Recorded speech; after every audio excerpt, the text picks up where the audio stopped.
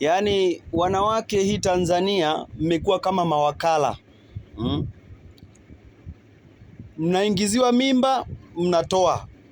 Mnapewa mimba, mnatoa. Ukipewa mimba, wewe unatoa.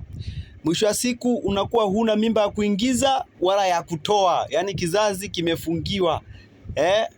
Shakusikia akaunti imefungiwa. Afu baadaye unaanza kumlalamikia Mungu. Mungu, mimi nimefanya kosa gani sana hapa duniani?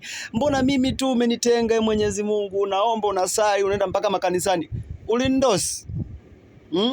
Wewe ni mchawi Wewe ni mchawi, umechezea bahati. Umeua. Kwanza Mungu amekuacha duniani hapa, shukuru sana. Kwa sababu umeua sana tu, sana.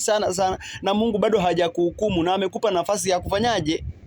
Ya kutubu dhambi zako. Tubu dhambi zako mama, tulia. Watoto ulishakosa, nenda kwenye vituo vya watoto yatima, kuna watoto hivi. Kachukue ulee, si wa kwako uliua. Kachukue ulee. Jamani.